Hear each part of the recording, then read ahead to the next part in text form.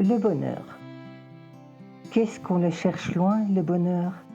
Et quelle idée précise on s'en fait, alors qu'il revêt des formes tellement multiples? On le cherche dans tant d'activités, d'artifices, de relations, alors qu'il est en nous.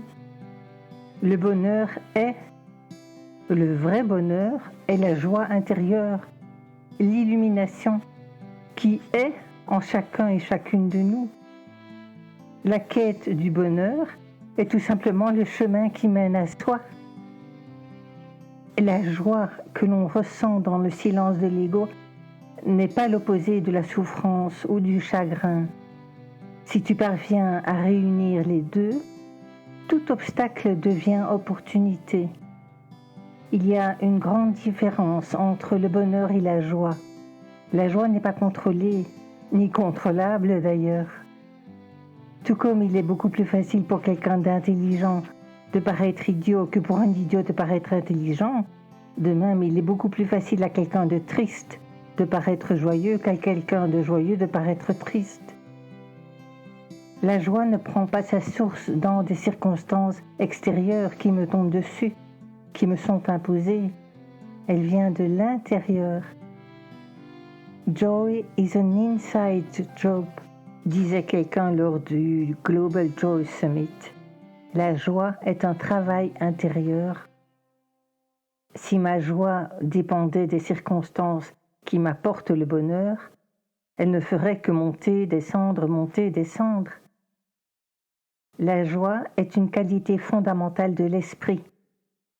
Est-ce un hasard si introspection se dit soul searching en anglais, examen de l'âme, examen de conscience en somme, mais que l'on pourrait aussi traduire littéralement comme la recherche de l'âme, le chemin qui mène vers soi. Pour ma part, je découvre vers la trentaine que le bonheur est personnel. J'accueille ma sœur et sa grande famille un été. Le temps d'organiser un repas léger, le petit dernier a déjà eu le temps de s'écorcher aux doigts. La fatigue du voyage aidant, il gémit plus que nécessaire. Alors que sa maman tempère, je saute sur l'occasion de faire plaisir au petit bonhomme. Ah, mais moi j'ai quelque chose qui va permettre au bobo de guérir très vite. Étincelle instantanée dans les yeux qui se tournent vers moi tandis qu'un bout de langue sort de la bouche pour balloter frénétiquement d'une commissure des lèvres à l'autre.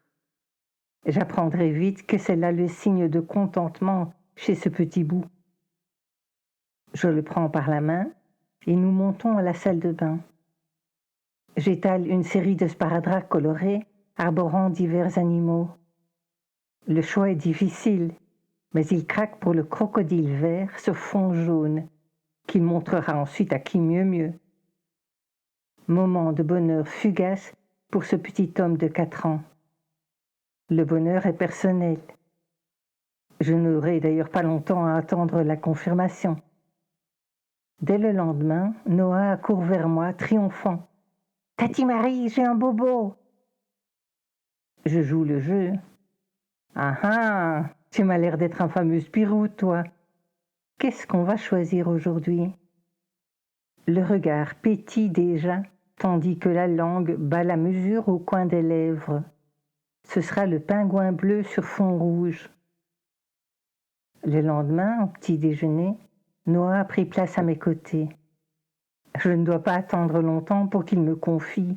« Tati Marie, tu as vu mon nouveau bobo ?»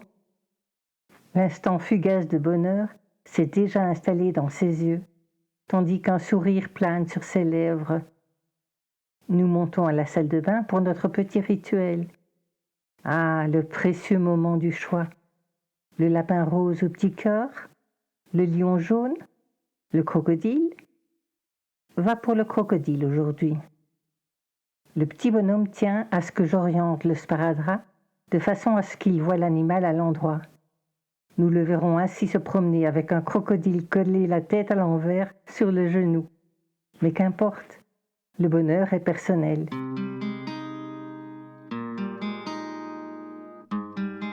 Nous n'avons qu'une seule obligation dans la vie, se rendre heureux.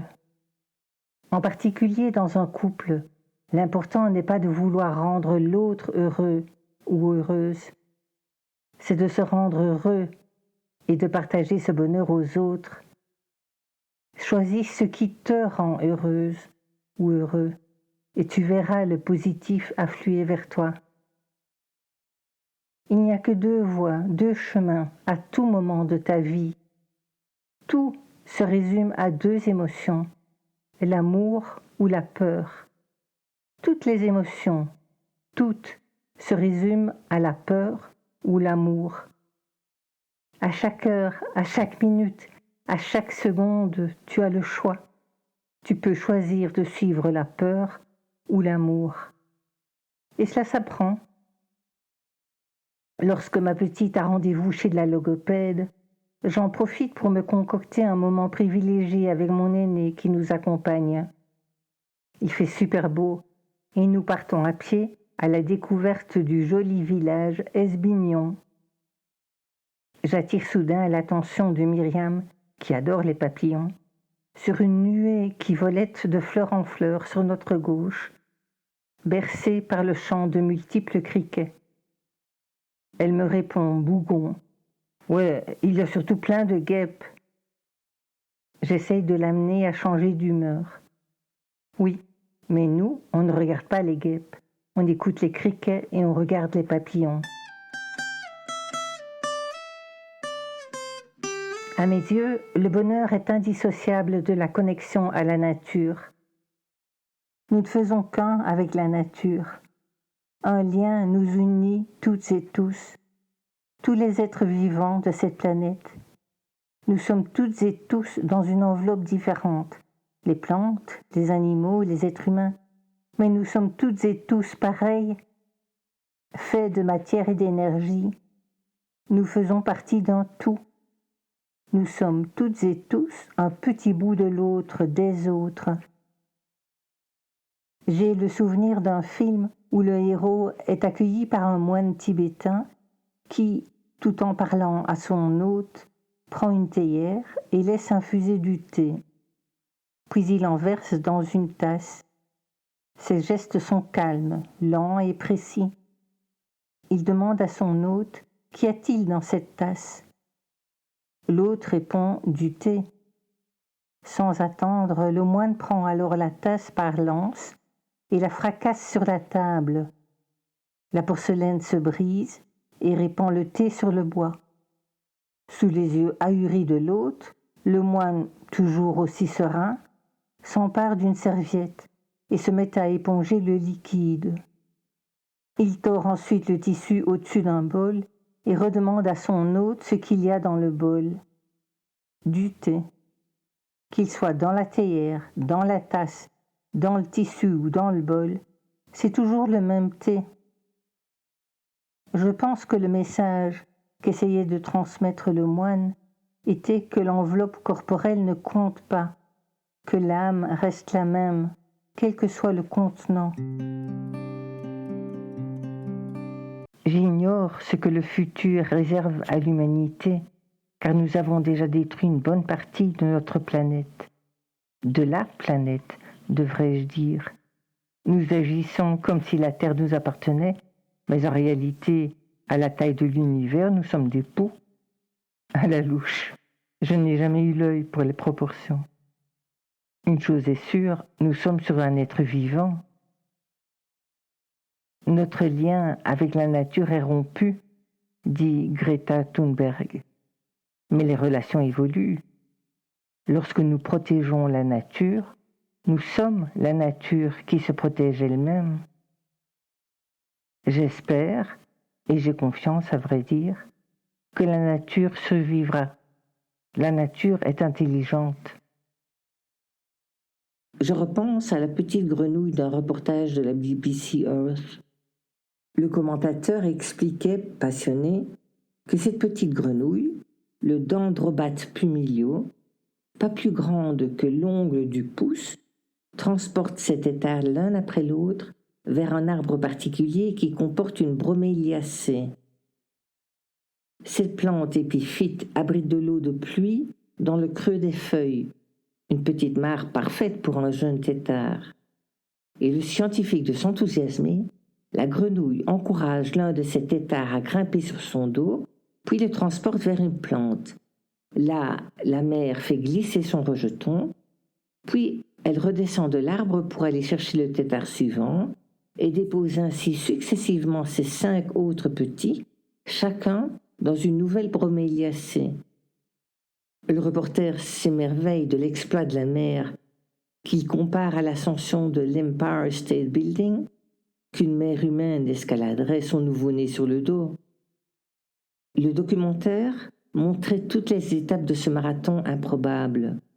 On voit bien la petite grenouille rester immobile quelques secondes, à la verticale, et paf le tétard dans l'eau. Moi, ce que je trouve ahurissant, parce que, ok, l'instinct maternel de ce petit animal la pousse à accomplir un exploit physique incroyable, c'est vrai.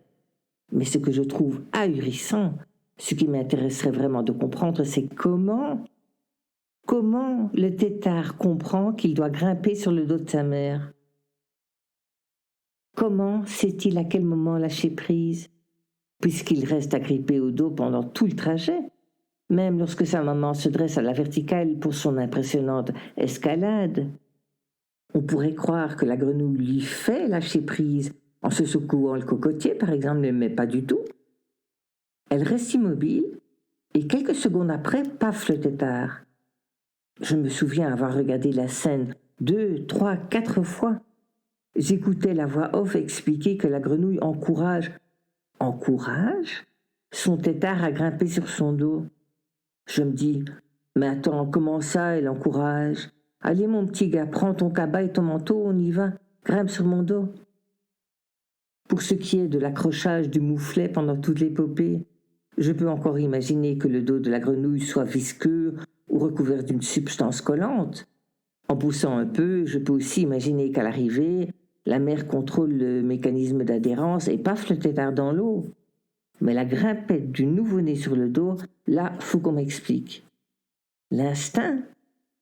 Il n'avait vraiment pas tort, Einstein, quand il disait « Il n'existe que 2 façons de vivre votre vie, l'une comme si rien n'était un miracle, l'autre comme si tout était un miracle. »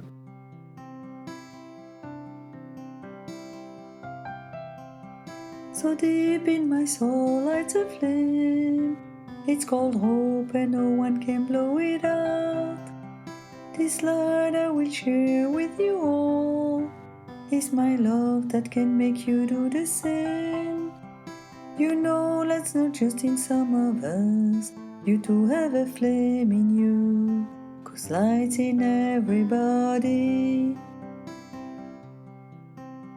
If you let your light shine, you'll see people all around you will do the same. Love is our life's legacy.